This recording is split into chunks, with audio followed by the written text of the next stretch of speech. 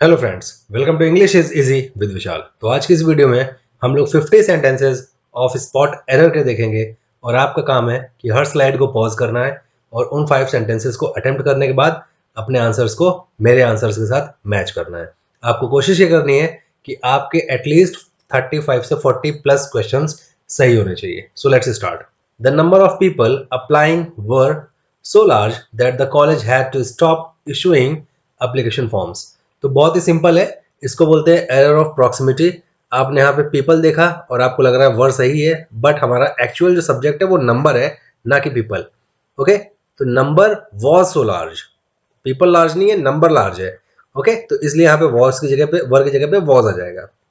Number 2, have you carefully red and clearly understood the guidelines given above. ये sentence बिल्कुल सही है, यहाँ पे नो एरर होगा। Fifth is correct answer. She asked me to look at the dreadful letter she has got and asked how she should answer it। अब देखिए यहाँ पे asked आ गया हुआ है, पास्ट टेंस में है, तो यहाँ पे आ जाना चाहिए had। I have worked in this office for 6 years but I now work in a different office। Okay, तो देखिए ये टेंस का क्वेश्चन है। प्रेजेंट परफेक्ट क्या होता है पहले आप ये समझिए, subject plus have plus V3, correct है। बट प्रेजेंट परफेक्ट होता क्या है, कोई काम पास्ट में शुरू हुआ और प्रेजेंट तक आ रहा है, बट कोई काम पास्ट में शुरू हुआ और पास्ट में ही खत्म भी हो गया, तो वो प्रेजेंट परफेक्ट में नहीं जाके पास्ट परफेक्ट में जाता है। क्यों? क्योंकि अब वो काम खत्म हो चुका है, अब वो किसी और ऑफिस में काम कर रहा है। तो कहने का मतलब यहाँ पे ये है कि आपको यहाँ पे आई हैड वर्कड आना चाहिए, क्योंकि काम अब खत्म हो चुका है, कंटिन्यू में नहीं है, काम अब प्रेजेंट तक नहीं आ रहा है। फर्स्ट पार्ट में मिस्टेक है। Number 5, mister Mehta prefers to go to his office every day with a local train। अच्छा देखिए, प्रीफर के बाद टू आता है, करेक्ट है। यहाँ पे विद द लोकल ट्रेन नहीं आता है, ये होता है by a local train. Okay, pause and attempt. Ramu closely resembles to his father. अब देखिए, आप अगर किसी से रिजेंबल करते हैं, आपका फेस किसी से रिजेंबल करता है, तो आप बिना प्रिपोजिशन को आप यहाँ इसको यूज करेंगे, Ramu closely resembles his father. Okay, जैसे ही रिजेंबल्स अमिताभ बच्चन, टू नहीं लगाएंगे, विद नहीं लगाएंगे, कुछ नहीं लगाएंगे। All I know is that I would not be at peace with myself unless I do not go there. ये एरर। अब आपको इस तरह के सेंटेंसेस देखते ही आपको एक नंबर अपने पॉकेट में रख लेने हैं, क्योंकि आपको यहाँ पे पता चल चुका है, कई बार मैंने बता दिया, unless and not double negative हो गया, तो आपको यहाँ पे नॉट हटा देना है, unless I do not go there. ठीक है, तो मुझे तब तक शांति नहीं मिलेगी जब तक मैं वहां पे पहुंच नहीं जाता। Sentence 9, hardly had I reached the bus stop I was hit by a very thick metal rod. कह रहा है कि जैसे ही अभी मुश्किल से मैं पहुंच ही पाया था बस स्टॉप पे, मुझे किसी ने बस स्टॉप पे मेटल की बहुत ही मोटी रॉड से मारा। अब देखिए, हार्डली निगेटिव है, उसके बाद हैड आता है, ये याद रखिएगा। नेवर से कभी शुरू हुआ तब भी उसके बाद हेल्पिंग वर्ब पहले आएगी। ठीक है, तो ये ठीक है, हैड लगाया, आई लगाया, सब्जेक्ट आ गया और उसके बाद ईडी आया, ये स्ट्रक्चर ठीक है। अब आपको याद रखना है पेयर, जो कि मैंने कंजंक्शन के कई सारे पेयर्स में आपको बताया है, हार्डली एंड व्हेन। ओके, तो आपको यहाँ पे व्हेन कहाँ ऐड करना है, इस वाले सब्जेक्ट के पहले। Hardly had I reached the bus stop when I was hit by a very thick metal rod. Each of these managers help these companies in attaining Olympian Heights. Okay, तो देखिए ये थोड़ा सा ग्रामेटिकली ट्रिकी है, आपको याद रखना पड़ेगा। हेल्प के बाद जो वर्ब आती है वो होती है इन्फिनेटिव, इन्फिनेटिव बोलते हैं 2 प्लस V1 को। तो वहां पे क्या आएगा, each of this managers helped these companies to attain Olympian heights. I could hardly believe but I found that their tallest player was shorter than I. ये सेंटेंस नो एरर है। आपने अगर यहाँ पे स्पोकन इंग्लिश में then के बाद मी लगाया है तो वो स्पोकन में एक बार चल जाएगा, बट रिटन में आपको याद रखना है कि देन एक कंजंक्शन होती है, कंजंक्शन के बाद आपको एक प्रिंसिपल क्लॉज, एक सबऑर्डिनेट क्लॉज होता है, और क्लॉज के पास अपना एक सब्जेक्ट होना चाहिए, वो यहाँ पे आई है, और उसके बाद एक वर्ब हेल्पिंग एम भी लगा सकते हैं, तब भी सेंटेंस करेक्ट होगा। और यहाँ पे नो एरर है, इसलिए आप यहाँ पे मी नहीं लगाओगे। It was in the context of this policy and also as a follow up of the recommendations of the committee that this workshop was organized। Okay, this sentence डराने के लिए इतना लंबा चौड़ा दिया हुआ है, इसमें कोई एरर नहीं। Added to the increase in hourly wages requested last July, the railroad employees are now seeking an expanded program of retirement benefits।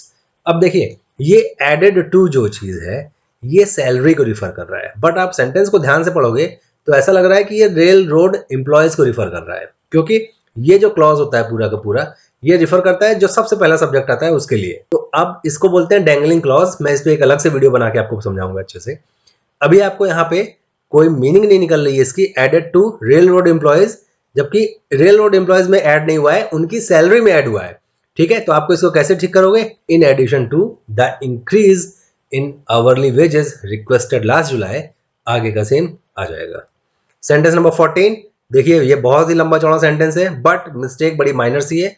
आपने यहाँ पे शैल को नहीं पकड़ लिया होगा तो ठीक बात है, विल आना चाहिए यहाँ पे, और शैल और विल का यूज आपको अच्छे से आता होगा। Sentence number 15, even today, a century after Pasteur developed the first vaccine, rabies always kills its victims unless inoculated in the earliest stages of the disease. अब ये जो सेंटेंस है इसमें अगर आप देखेंगे तो unless एक कंजंक्शन आ गई है, उसके बाद यहाँ इनैकुलेटेड किसको रिफर कर रहा है? ऐसा लग रहा है कि रेबीज रिफर कर रहा है, बट रेबीज को रिफर नहीं कर सकता। ये करना चाहिए, यहाँ पे हमको एक हेल्पिंग वर्ब चाहिए, तो अनलेस विक्टिम्स के लिए है तो दे आर यहाँ पे लगाना पड़ेगा, unless they are inoculated in the earlier stages of the disease. Many investors base their choice between bonds and stocks on comparing bond yields to the dividends available on common stocks. अब देखिए, investors हैं वो अपनी choice को base करते हैं किसमें? Comparison करने के बाद। किसमें? बॉन्ड और स्टॉक्स के बीच में, जो कि कॉमन स्टॉक्स अवेलेबल है और उनका डिविडेंड कितना मिल रहा है इस चीज पे। यहाँ पे जो मिस्टेक है वो थर्ड में है, ऑन कंपेयरिंग की जगह पे आएगा on the comparison of bonds yields with no less than 20 persons were killed in the air crash, but persons चल जाता है। अब यहाँ पे मिस्टेक जो है वो ये है कि देखिए, पर्सन है वो काउंटेबल है और लेस काउंटेबल के साथ नहीं लगता, वहां लगता है फ्यू। तो यहाँ पे क्या आ जाएगा? no fewer than. So Hindi has been given the status of national language, still there are certain parts of the country where it has yet to win its rightful place in the hearts of the people. अब sentence number 18 में अगर आपको mistake दिख रही होगी तो यहाँ दो के बाद जो एक पेयर बनता है वो बनता है, आपको याद रखना पड़ेगा इन सब कंजंक्शंस को, दो के बाद यट का बनता है। ठीक है, तो यहाँ पे स्टिल की जगह पे क्या आएगा? Yet. Though Hindi has been given the status of national language yet there are certain parts of the country where it has yet. अब ये वाला यट से कंफ्यूज मत हो जाइएगा, ये यट इस पेयर का यट है। Okay, sentence number 19, the criminal dared not to go out. अब देखिए, जब भी डेयर का इस्तेमाल एज अ हेल्पिंग वर्ब हो रहा है, as a auxiliary verb use हो रहा है, तो उसके बाद हम जो वर्ब लगाते हैं उसके पहले टू का इस्तेमाल नहीं करते हैं। Sentence number 20, the world we live presents an endless variety of fascinating problems which excite our wonder and curiosity. अब ये जो लिव है ना, इसके बाद हमको लगाना पड़ेगा एक in. The world we live in, part 1 में मिस्टेक है। ये आपको बहुत सारी चीजें प्रैक्टिस करने के बाद आएंगी। I objected to him scolding me. Again यहाँ पे पढ़ते ही मुझे गलती दिख गई, I objected to his scolding me. After their marriage the two brothers do not see eye to eye on any issue. अच्छा, अब ये देखिए, ये मिस्टेक आपको थोड़ी सी चाइल्डिश लगेगी बट बड़ी कॉमन मिस्टेक है। दो भाइयों की शादी हुई है, अब एक शादी में तो दोनों एक साथ नहीं आए होंगे, तो आफ्टर देयर मैरिजेस आएगा यहाँ पे। फर्स्ट मिस्टेक है। Many a student are frustrated because of unemployment. Many a, ये जो स्ट्रक्चर है याद रखिएगा, ये करेक्ट होता है। Many a, अब उसके बाद आया स्टूडेंट, तो हमको यहाँ पे लगाना है सिंगुलर इज। सेकेंड मिस्टेक है। 24, the reason why he was rejected was because he was too young. अब देखिए, हम यहाँ पे रीजन नहीं बता रहे, रीजन तो हमने यहाँ पे पहले लिख दिया, बिकॉज हमने ऊपर ही मेंशन कर दिया। रीजन स्टेट कर रहे हैं, तो यहाँ पे स्टेटमेंट के लिए हम यूज करते हैं that. The reason why he was rejected was that he was too young. My father goes to the office 5 day week. अब ये 5 day week हम लोग को मीनिंग समझ में आ जा रही है कि हफ्ते में 5 दिन जाते हैं, बट ग्रामेटिकली इसका कोई सेंस ही नहीं है। आप इसको कैसे ठीक करोगे? My father goes to office 5 days a week या 5 days in a week, ऐसे इसको ठीक कर सकते हैं। Sentence number 26, of all the men known to me, none is less inclined than he to think ill to others. ये सही है। देखिए, यहाँ पे ही आया है, यहाँ पे हिम नहीं आना चाहिए था। तो मैंने जितने भी आदमी को जानता हूँ उसमें कोई ऐसा नहीं है जो कि उतना हो इंक्लाइंड दूसरों के बारे में बुरा सोचने के लिए।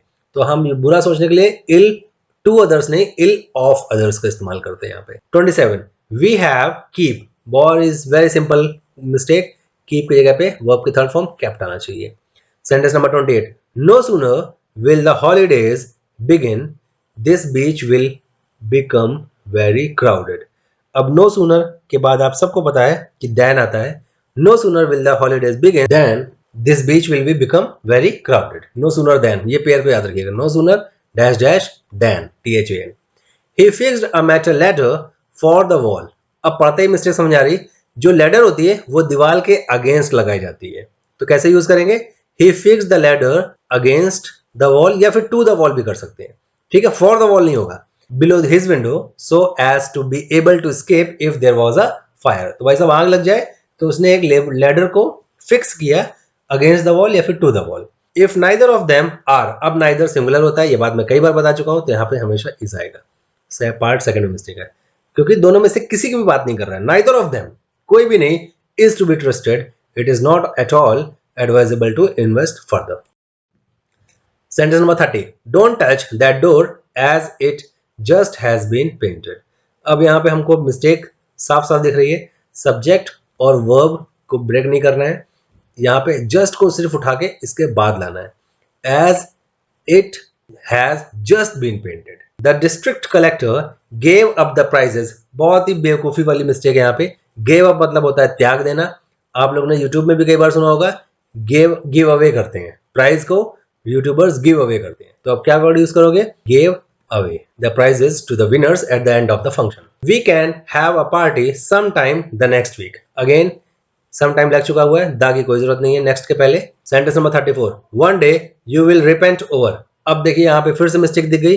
रिपेंट, अगर आप किसी चीज को लेकर पछता रहे हैं तो आप यूज करोगे रिपेंट द थिंग, ना कि रिपेंट अबाउट, ना रिपेंट टू, ना रिपेंट ओवर, कुछ भी नहीं यूज करोगे।